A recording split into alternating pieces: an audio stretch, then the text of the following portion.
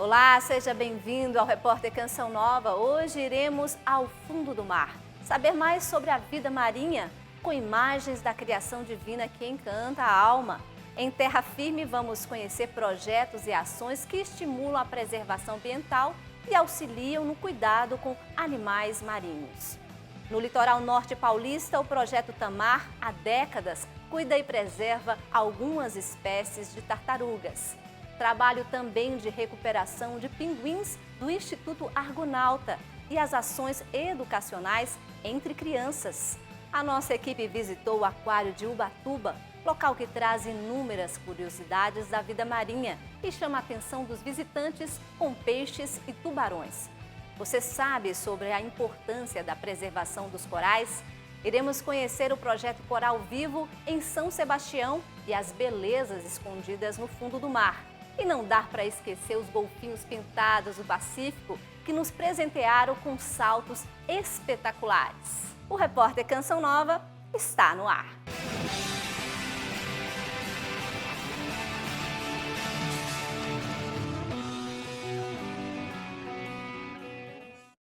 Conhecer as tartarugas marinhas e a imponência desses animais encanta os olhos de quem chega ao projeto Tamar.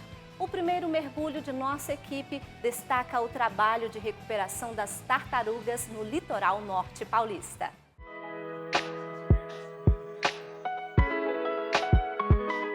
Quem não gosta de ir à praia e se refrescar no mar? E como não ficar impressionado com tamanha beleza? Se a vista da superfície já encanta, imagina conhecer as espécies que habitam o oceano.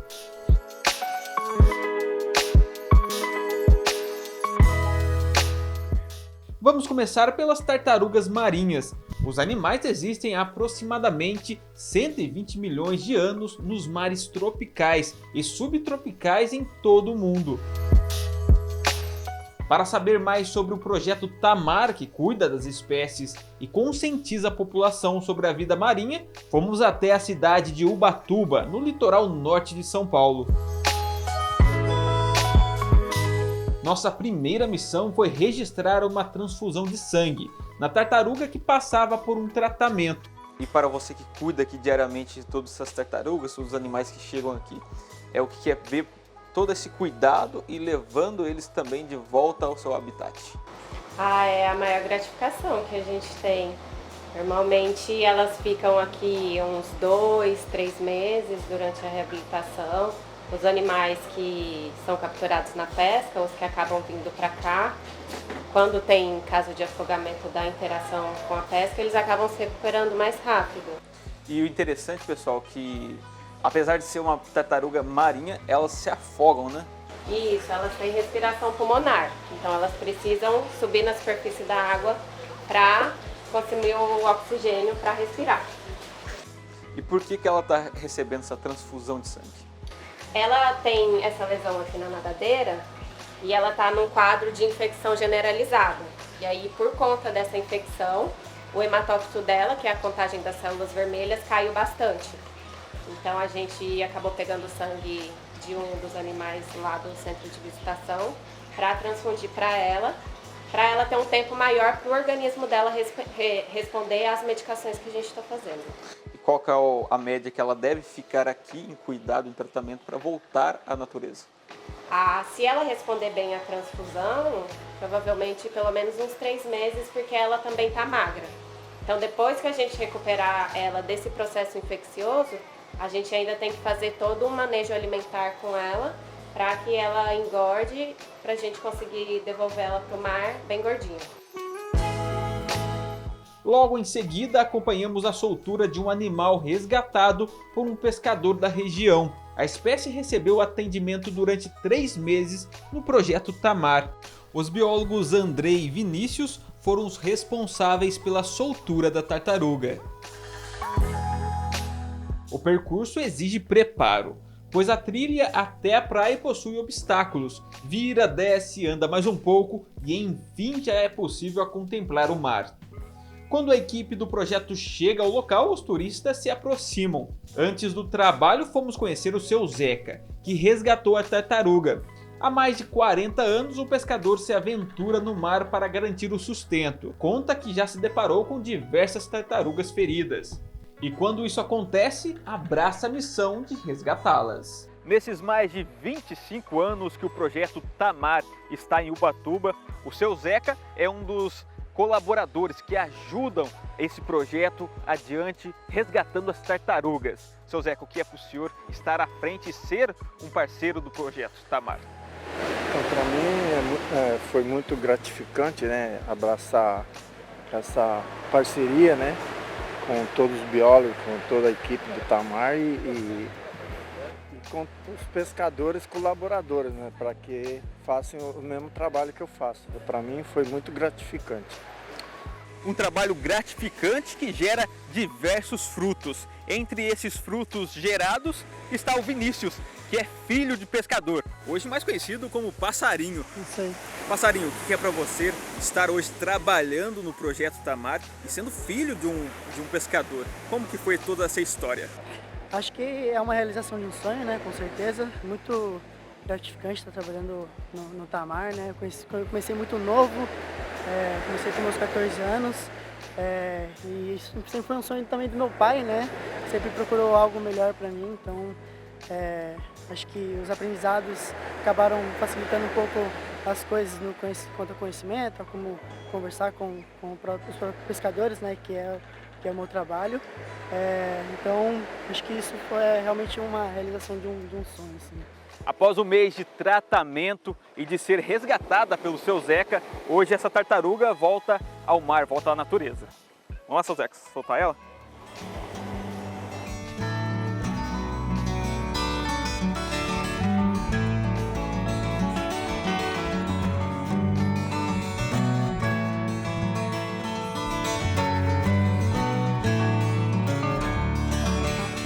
Andrei, e essa soltura só foi possível graças ao projeto Tamar. Quais os trabalhos realizados por esse projeto?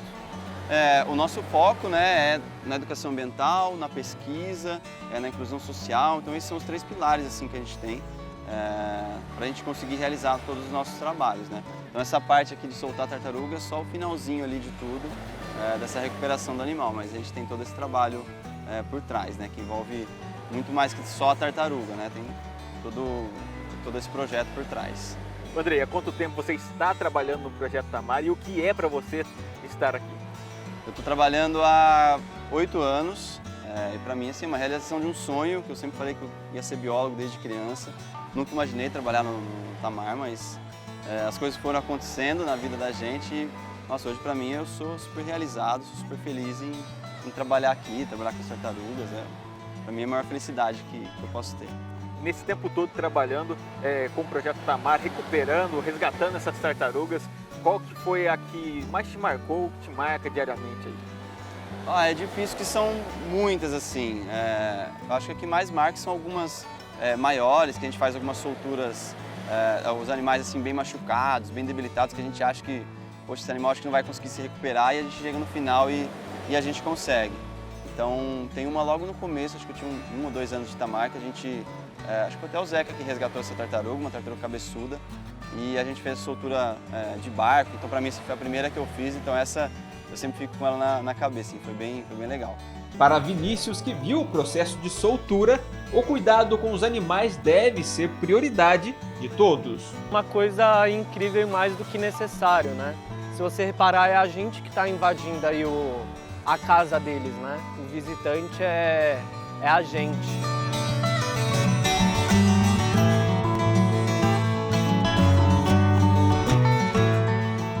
Para conscientizar a respeito do cuidado com a vida marinha, o projeto Tamar desenvolve um tour de apresentações e experiências para conhecer algumas tartarugas.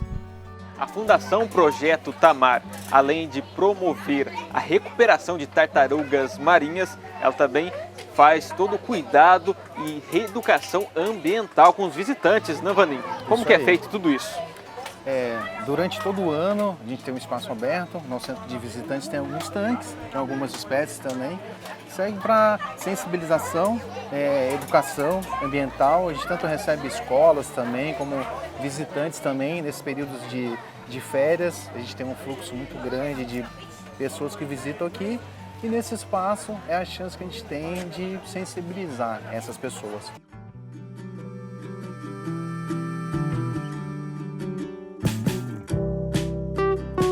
A visita é o momento mais esperado pela criançada. É quando os pequeninos podem alimentar as tartarugas. E claro, os pais não perdem a oportunidade de registrar. É bem gratificante e até pela questão escolar, né, que a gente pode acompanhar a questão escolar juntamente com a natureza, né? E uma das nossas dúvidas que a gente tirou hoje foi o que a tartaruga ela traz de benefício para a natureza, né? Então a gente está sempre aproveitando essas oportunidades. Vimos, conhecemos um pouco mais para eu ter entendimento das coisas do mar e foi muito bom. O pequeno Gustavo fez a lição de casa completa. Não ficar jogando lixo no oceano, não deixar a praia suja, porque vai tudo pro mar. Aí a tartaruga come e ela morre. Existem 7 espécies de tartarugas marinhas. Segundo a União Internacional para a Conservação da Natureza, todas estão ameaçadas de extinção. E aqui atrás temos 5 silhuetas de tartarugas que são encontradas no Brasil. Qual o tamanho que elas podem chegar? Então esse é o tamanho, né, que cada uma dessas 5 espécies pode atingir. Então começando aqui pela maior, que é a tartaruga de couro, pode chegar aí quase 2 metros de carapaça. A tartaruga verde, só lembrando que é aquela que a gente soltou, né, hoje lá na praia, a gente soltou ela bem pequenininha, juvenilzinha. Ela pode chegar a esse tamanho, com 1,40 m, 1,50 m de carapaça. A tartaruga cabeçuda, mais ou menos 1,30 m, 1,40 m. Tartaruga de pente, mais ou menos 1,10 m. E a tartaruga oliva, com cerca de 80 centímetros aí de casco. Então esse é o tamanho que cada uma dessas 5 espécies pode chegar. Em quais regiões do Brasil elas são encontradas? A gente encontra elas no Brasil todo. Aqui em Ubatuba é muito mais comum a gente encontrar a tartaruga verde, porque ela vem mais próxima da costa para se alimentar. Mas elas passam todos aqui pelo nosso litoral. Hoje a Fundação Tamar, em Ubatuba, tem cerca de 11 tartarugas em cuidados. Doutora, e são cuidados diversos, né? Cada um chega em uma situação, né? Sim, a gente tem animais que chegam numa situação muito crônica, muito debilitados. A gente, às vezes, tem uns animais que a gente vê que acabaram de ter alguma afecção. Alguns já estão numa fase mais adiantada do tratamento, outros acabaram de chegar. Então, a gente vai adaptando tudo, recinto, alimentação, medicação, o que for mais adequado para cada uma delas. Qual o maior desafio ao cuidar de uma tartaruga? Porque o ser humano ele consegue falar o que está sentindo, o que não está, e na tartaruga não, né? Isso, os animais selvagens no geral, eles escondem muito um sinal clínico. Quando eles estão com alguma doença, para não passar, por eles já serem presa, eles tentam esconder ao máximo esse sinal clínico para que o predador não perceba que ele está vulnerável. Muito mais do que resgatar as tartarugas marinhas e devolvê-las à natureza, o projeto Tamar propõe a necessidade de preservar o meio ambiente. Era uma necessidade do Brasil começar a entender o que acontecia com as tartarugas marinhas no Brasil e também passar a protegê-las, porque existia uma pressão internacional, né, sobre os tratados de proteção desse recurso natural marinho, e o Brasil não tinha nenhum diagnóstico do que acontecia aqui na costa brasileira.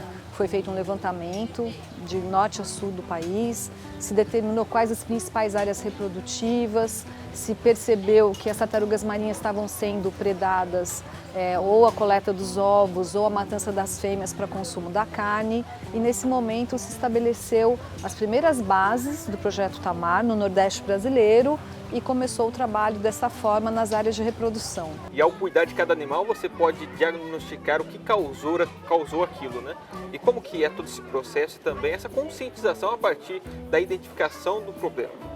Isso, é muito legal quando a gente consegue reabilitar um animal e devolver ele para o mar.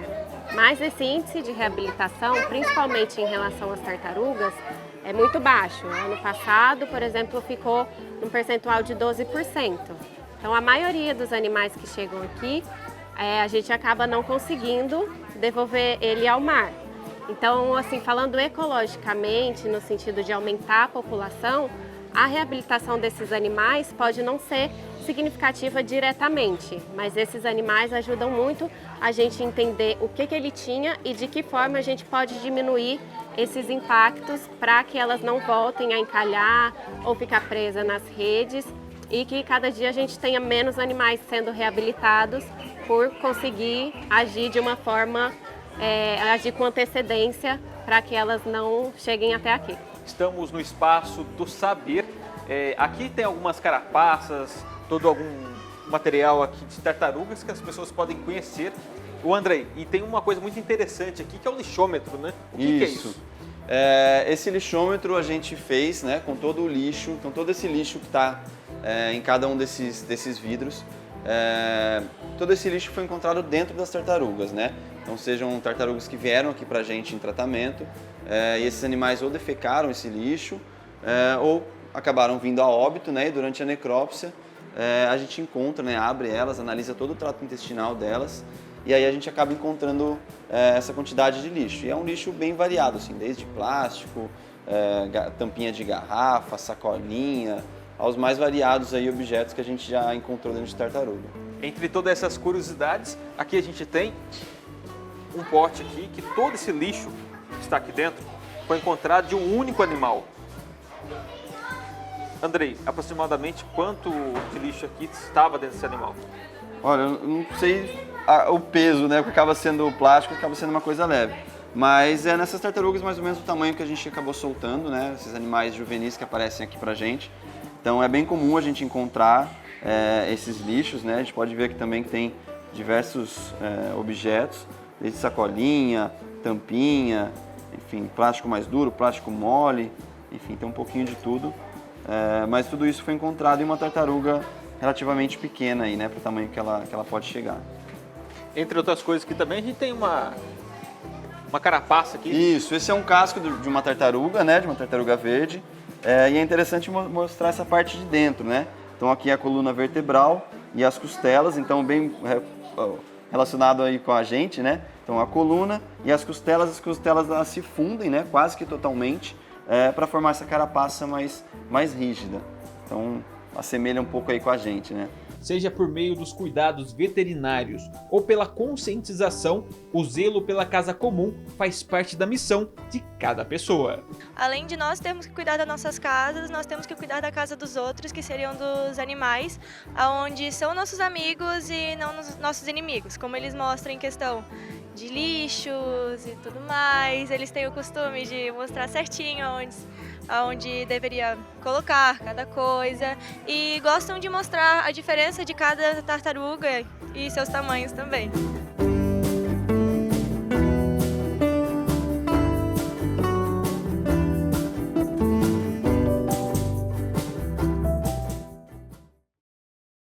É maravilhosa a beleza e diversidade da natureza, não é mesmo?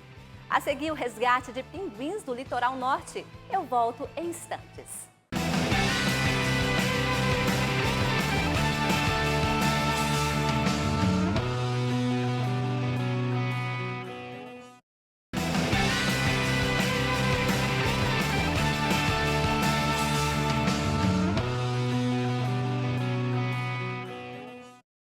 Para aprofundar o entendimento sobre animais marinhos, nossa equipe visitou o Instituto Argonauta, que se dedica a ações com pinguins na costa brasileira. E ainda neste bloco, no Aquário de Ubatuba, o visitante pode conhecer tubarões e outros peixes e aprender sobre os corais que sustentam a vida marinha.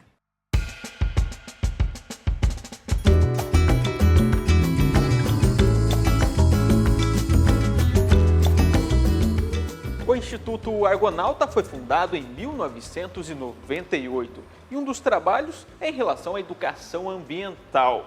Podemos ver que temos algumas réplicas de animais marinhos pré-históricos, como o cronossauro, que poderia chegar até 13 toneladas. E eu converso agora com a diretora executiva do Instituto, a Carla. Carla, fala um pouquinho pra gente sobre esse espaço que temos diversos animais pré-históricos aqui, algumas réplicas, né, que as pessoas podem conhecer. Isso, a ideia do Museu da Vida Marinha é poder contar um pouco dessa história, de como a vida começou no mar, como que os animais eram, né, na pré-história e como a gente tem até os dias de hoje, né, os animais que a gente atende aqui no Instituto. Então, visitando o museu, a gente espera que as pessoas consigam conhecer um pouquinho, né, de como é essa diversidade e quão importante é a gente preservá-la. E qual que é a reação das pessoas quando elas pegam e veem esses animais enormes aqui, os dentes tão grandes, né?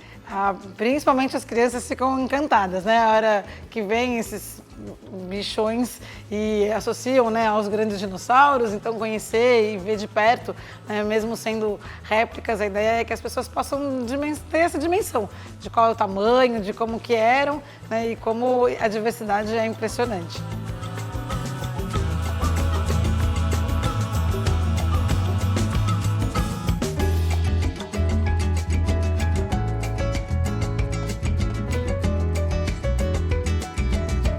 Olha, depois a gente conheceu um pouquinho sobre toda essa parte pré-histórica da vida marinha, né? Agora a gente chega num ambiente que tem algumas esqueletos de animais que a gente encontra aqui na região, né, Carla? Isso.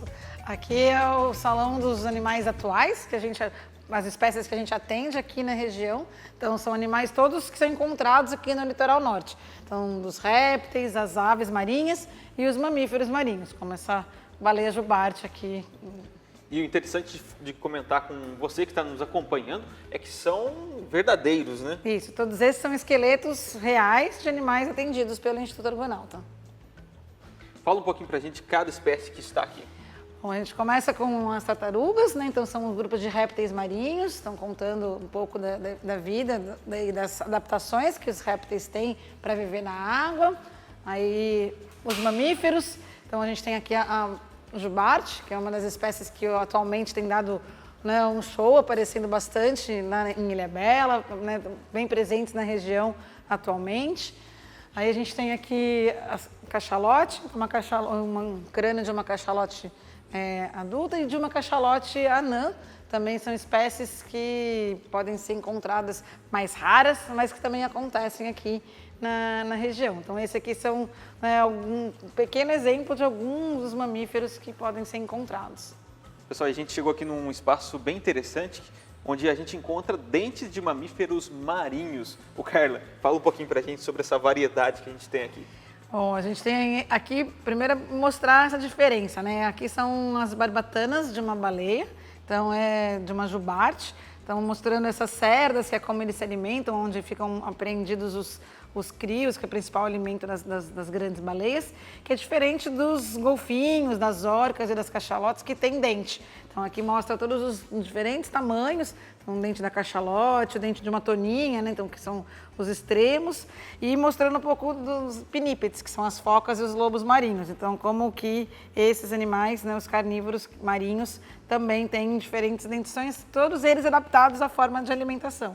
Olha, o cuidado com o meio ambiente é muito importante. Nessa sala a gente pode ver alguns impactos dos seres humanos na vida desses animais, né, Carla?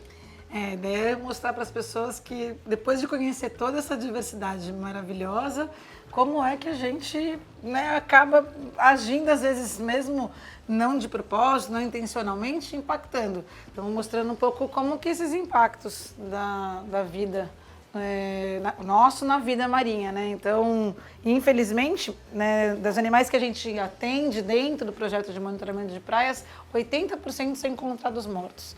E esses, a gente tem aí cerca de 30% comprovadamente por algum impacto, alguma interação com as nossas atividades. Todo esse material, todo esse lixo foi encontrado na praia, né? Isso.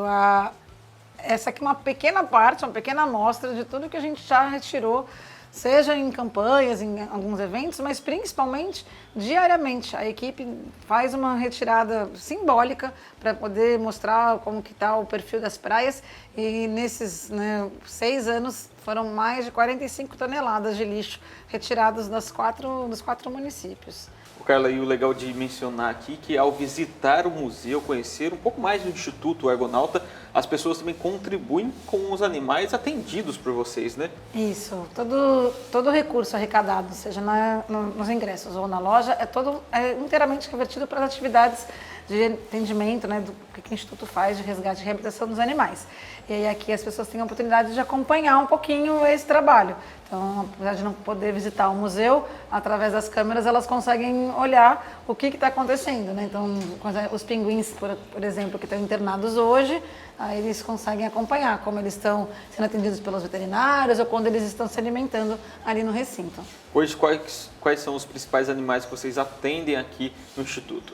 Bom, o foco são os animais marinhos, então as aves marinhas e os mamíferos marinhos são atendidos pela equipe aqui. Em São Sebastião, o atendimento também das tartarugas marinhas, mas que aqui em Ubatuba são encaminhadas para o Centro de Reabilitação do Projeto Tamar, que é nosso parceiro. Hoje, então, temos quantos pacientes? Então, são 11 pinguins que estão sendo atendidos aqui, e um lá em São Sebastião, que estão passando por um processo de reabilitação, foram resgatados aqui nas praias da região e que a gente espera que em breve possam, né, se recuperar e serem, então, devolvidos aí à natureza. Pessoal, agora a gente vai lá no espaço onde os pinguins têm esse processo de recuperação, onde os visitantes não têm acesso devido a todo o cuidado hospitalar ali com os pinguins. Vamos lá? Para ter um cuidado com as aves atendidas aqui, a gente usa máscara nesse espaço veterinário, que é um centro de reabilitação, né, Carla? E agora a gente vai conhecer um pouco mais sobre todo esse espaço. Vamos lá?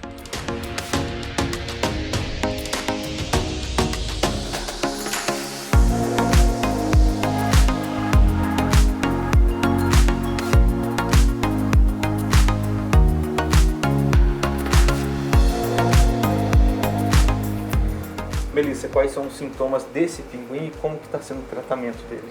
Bom, eles normalmente chegam para a gente bem magros, né, desidratados, então a gente precisa começar uma alimentação, tudo aos poucos, eles precisam ir engordando, recebendo medicação para cada coisa que eles estiverem apresentando.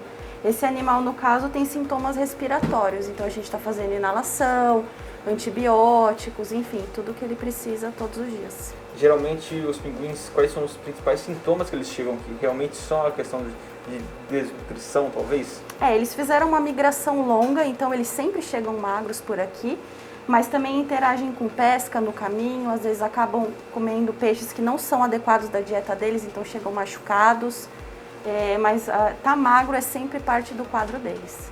E geralmente eles são quietinhos assim ou não? Não, tá doentinho, que nem a gente quando fica doente, né? E todos esses ambientes que estamos, onde os pinguins estão internados, são ambientes quentes. Doutora, e por que isso? Os pinguins não gostam de frio? Ao contrário do que todo mundo acha que o pinguim está lá no gelo, né, numa região fria, quando eles estão doentes, eles precisam de aquecimento. Eles perdem a capacidade de manter o calor do corpo, e aí a gente precisa ajudar com aquecimento. Então, nunca colocar o animal num ambiente frio, né, no gelo, geladeira, cooler, nunca. Doutora, e você estava comentando agora há pouco comigo que às vezes os pinguins precisam de uma companhia, né? Eles são animais que vivem em grupos, né? Então, no processo de reabilitação faz muita diferença ele ter lá o coleguinha dele, saber que tem um grupo, eles se sentem mais seguros. Olha, um coleguinha aqui do nosso amigo aqui é um ursinho, ele está bem deitado aqui, descansando um pouco, se recuperando.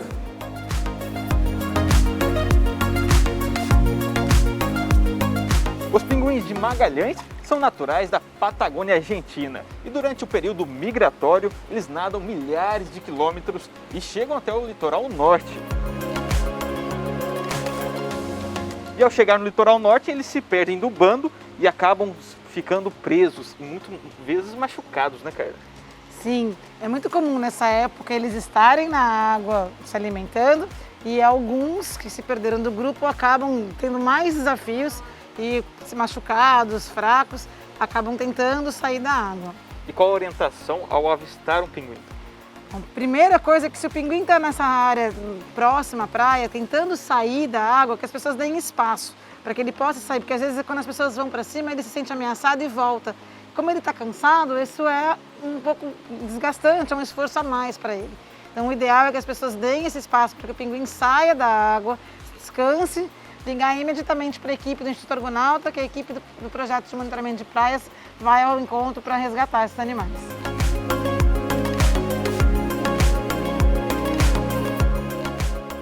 E quem visita o projeto Argonauta se impressiona com os pinguins, que chamam atenção pela estatura, coloração e jeito próprio de andar. É importante a natureza e tudo, o resgate para ajudar, que eles vêm machucados, né? Eu moro em área também que tem praia, tudo, e de vez em quando aparece. Essa semana mesmo apareceu um morto, né? E é importante para reintroduzir depois na natureza, né? A gente teve nos outros projetos que tem aqui em Ubatuba também, cada dia a gente está vindo em um. E eu acho super importante eles ver que também tudo que eles fazem acarreta alguma coisa, né? O lixo, tudo, aí os bichinhos se machucam. Eu acho essencial. No Museu da Vida Marinha, as grandes réplicas de animais pré-históricos também atraem os visitantes.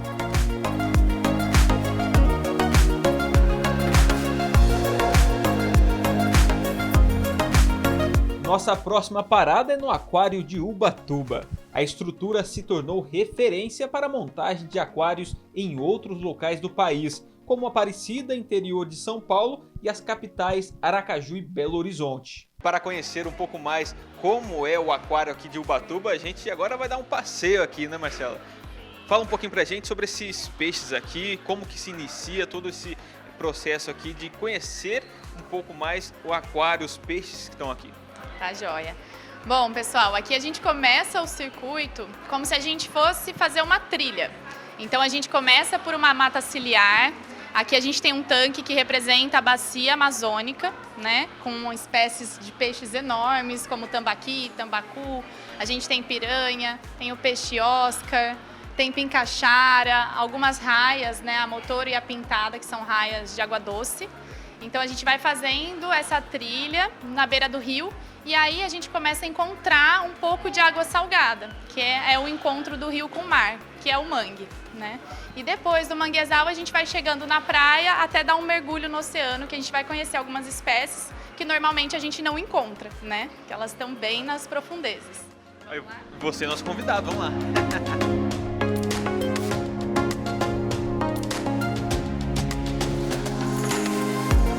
Nesse espaço começam os peixes de água salgada, né, Marcela?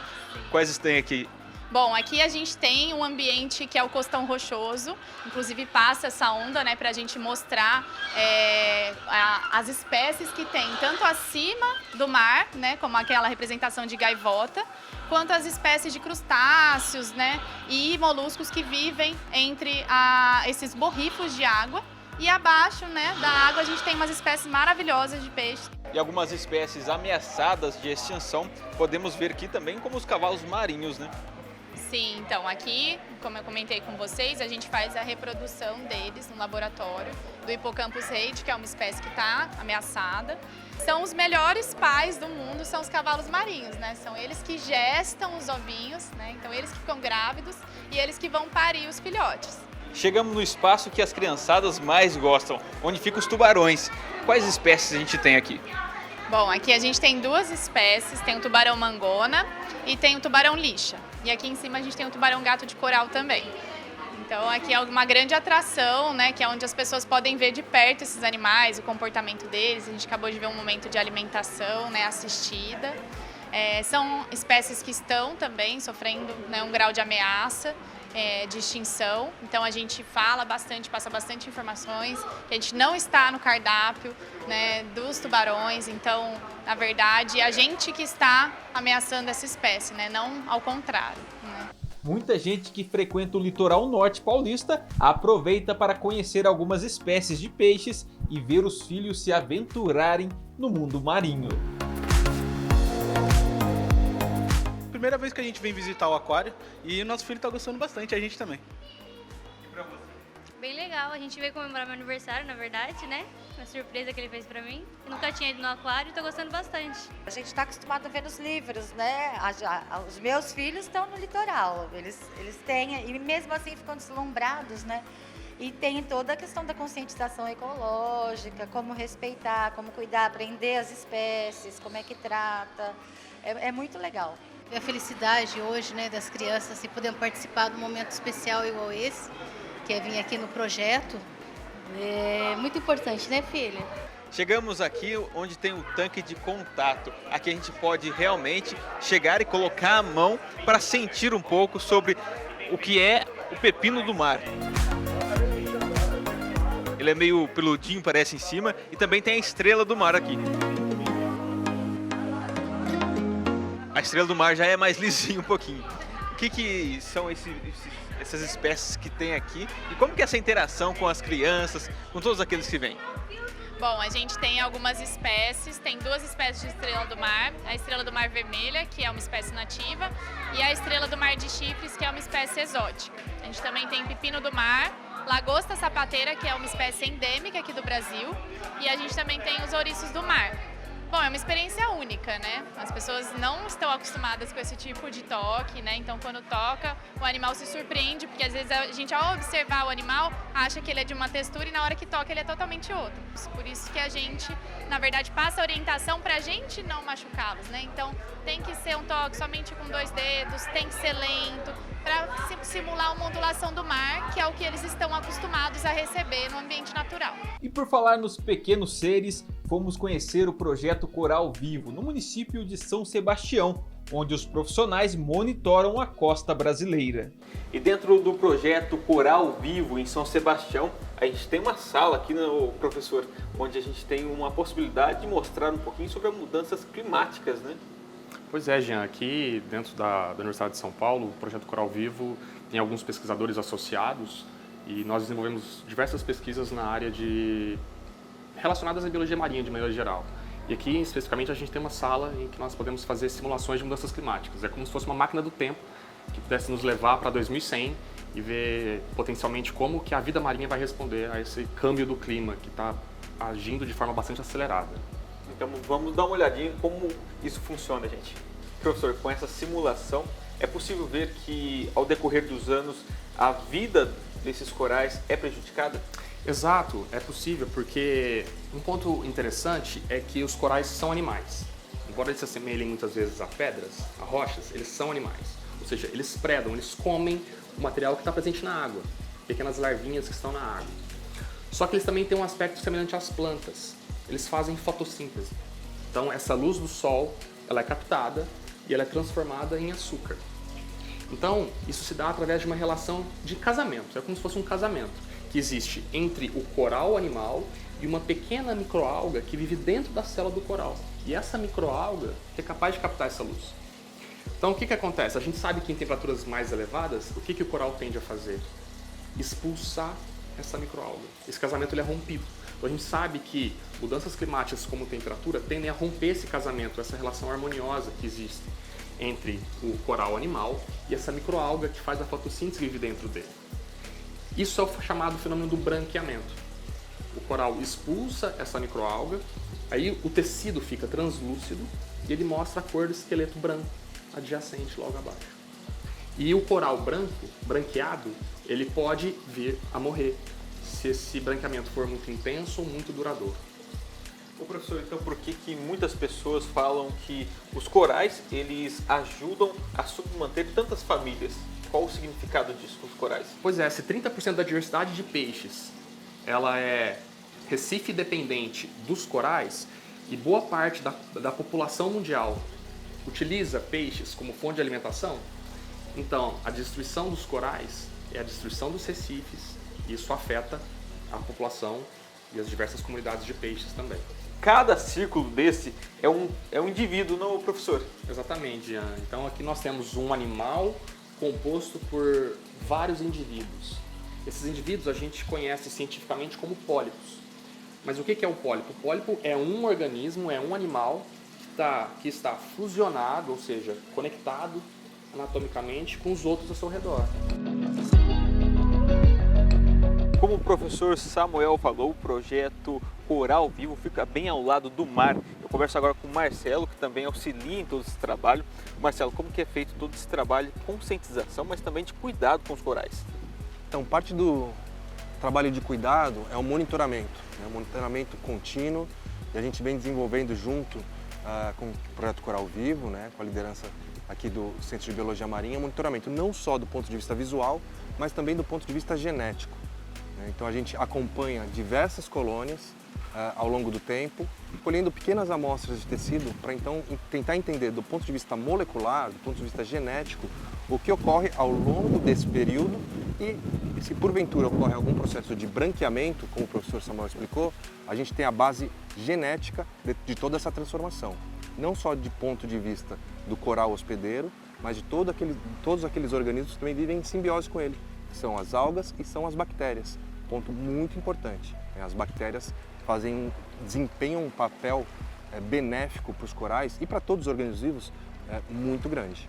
O ambiente de pesquisa está vinculado à Universidade de São Paulo e garante estudos ampliados. Nós realizamos a extensão universitária, então, com o apoio do Coral Vivo e com uma política bastante histórica aqui no CEBMAR de fazer essa divulgação científica, de popularizar a ciência para a comunidade, então levando o conhecimento gerado aqui dentro dos nossos muros para a comunidade externa. E o nosso carro forte é a pesquisa, de fato. E a pesquisa ela é realizada majoritariamente, então, aqui dentro, pelos pesquisadores, pelos professores. E dentre os pesquisadores temos os pós-doutorandos, os professores colaboradores, os pesquisadores colaboradores e temos os alunos de pós-graduação e de iniciação científica. O amor pela área acadêmica é nítido nas expressões de cada estudante. Eu sempre tive muito interesse por biologia marinha, né? Sempre foi uma área que me chamou muita atenção. E ao longo da graduação eu fiz um estágio no projeto Tamar, que foi quando eu de fato percebi que a biologia marinha era a minha área e me apaixonei mais ainda. E foi quando eu busquei algum laboratório aqui no litoral, né? Algum professor que orientasse por aqui, que trabalhasse com organismos marinhos, para eu poder me aprofundar. E vir para cá porque eu gosto muito de conservação, eu acho muito importante. E eu acho que o mar é um local que é muito necessário você fazer esse tipo de coisa. Estudei primeiro biologia, né? E depois eu fiz o mestrado em ecologia na UNB. E aí eu acabei vindo para a USP para poder estudar os ecossistemas marinhos, que sempre foi a minha paixão. A partir do momento que a gente desenvolve ciência, começa a entender um pouco de como o oceano funciona, a gente sabe o que nós estamos atrapalhando esse funcionamento e o que nós podemos retirar do oceano para proveito da sociedade, como acabei de dizer, de forma que a gente mantenha minimamente um ambiente estável para futuras gerações. As belas paisagens e os pequenos seres vivos que habitam a natureza revelam o amor de Deus. Dessa forma, o cuidado com o meio ambiente nos aproxima do Criador e de seu amor pela humanidade.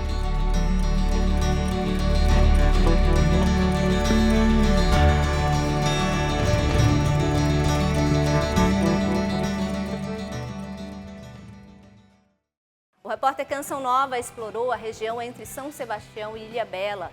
E nesse recorte do Atlântico é possível observar de perto o avistamento de baleias e golfinhos. Nossa equipe registrou detalhes desses simpáticos mamíferos. Não perca, é o último bloco do nosso programa.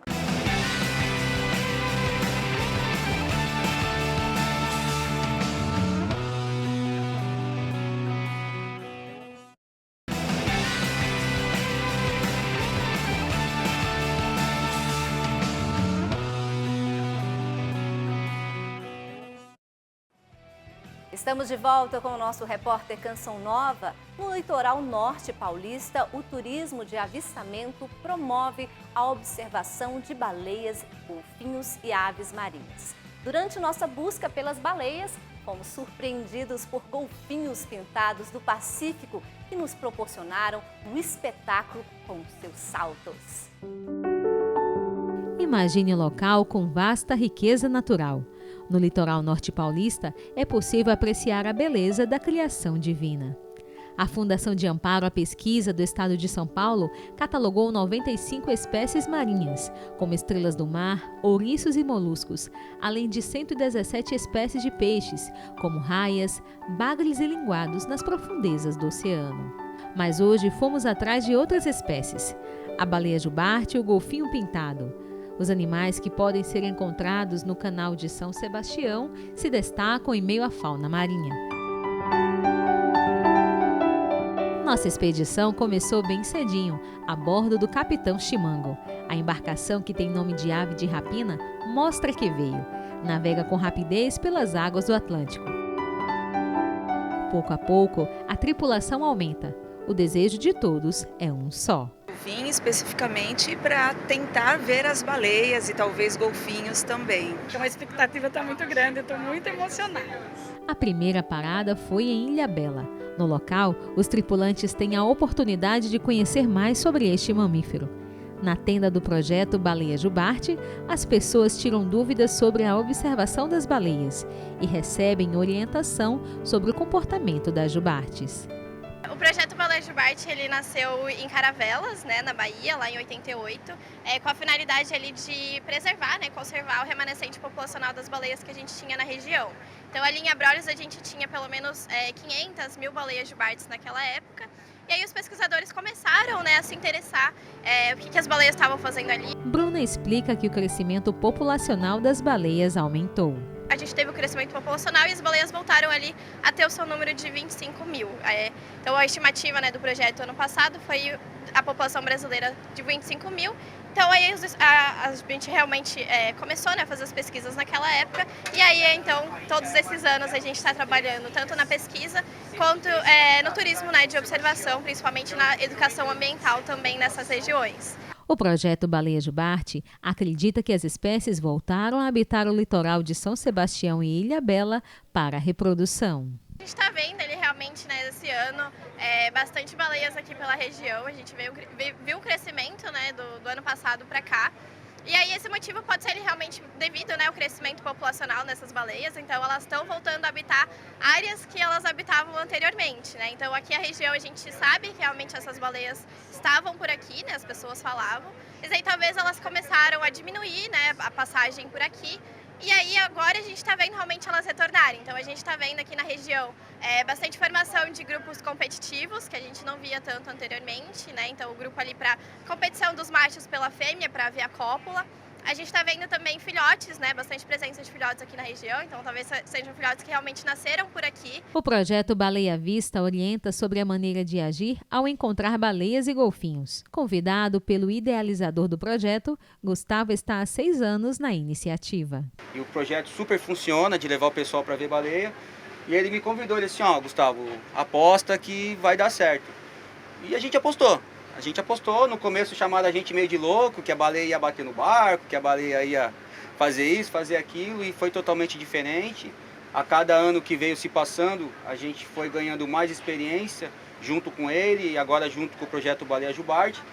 E só está sendo sucesso. A população das baleias tem aumentado, cada vez mais está se espalhando essa notícia que agora aqui na região de São Sebastião e Ilhabela a gente faz esse serviço de avistamento de cetáceos. Para Gustavo, as pessoas que antes viajavam para Abrolhos, na Bahia, para observar as baleias, agora dão preferência à região de Ilhabela e São Sebastião. Tivemos dias de ver 26 baleias num dia só, né? Coisas que em outras temporadas um dia bom era 7, 8 baleias, então esse ano tá um negócio surpreendente, fazendo a felicidade de muita gente, realizando o sonho de muitas pessoas, que era o sonho ver baleia. Está sendo maravilhoso. Diversas espécies podem surpreender os tripulantes no litoral norte de São Paulo. A gente tem os golfinhos, temos os pintados do Atlântico, que adoram acompanhar a embarcação, adoram se exibir, fazem um show. A saída passada nós vimos boto cinza, temos os nariz de garrafa também, que passam às vezes por aqui. Às vezes a galera dá sorte de ver nariz de garrafa interagindo com as jubartes.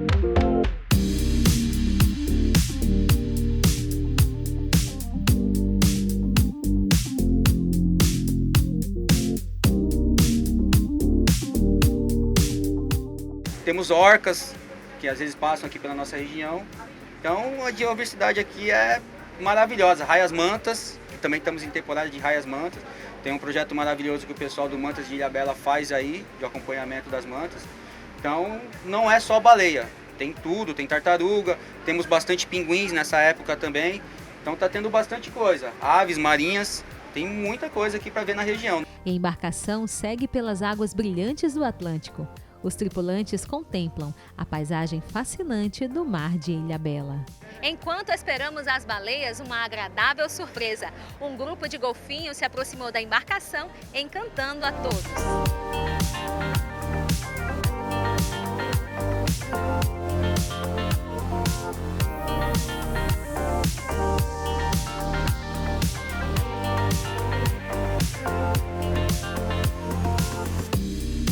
Normalmente, os golfinhos pintados do Atlântico vivem em grupos de 5 a 15 indivíduos.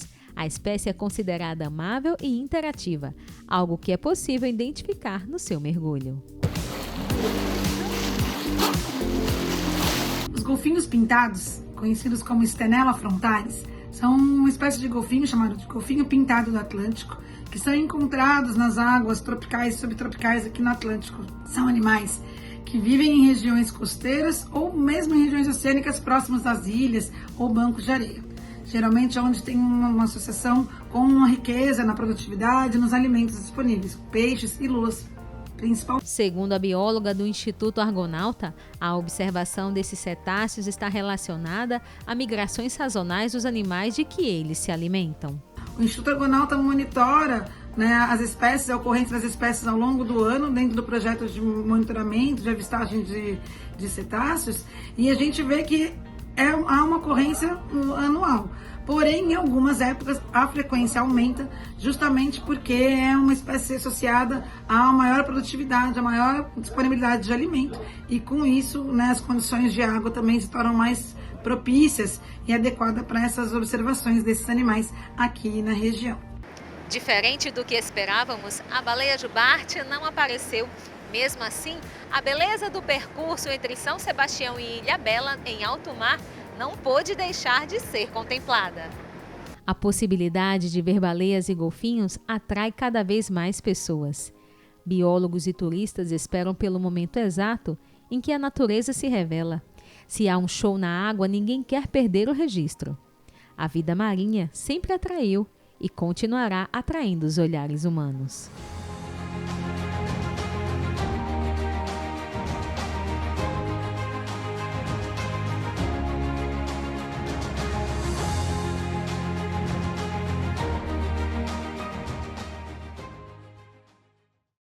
Como é bom ver essas espécies que estiveram à beira da extinção devido à caça predatória e agora podem ser encontradas ao longo da costa brasileira.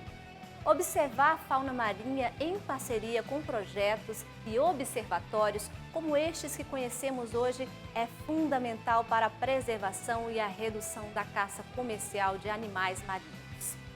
Bem, eu fico por aqui, mas se você quiser assistir este programa e outras edições do Repórter Canção Nova, visite o nosso site noticias.cançãonova.com ou acesse o CN Plus. E para ver mais conteúdos, lembre-se de nos seguir nas redes sociais, @repórtercn. Até o próximo domingo. Tchau!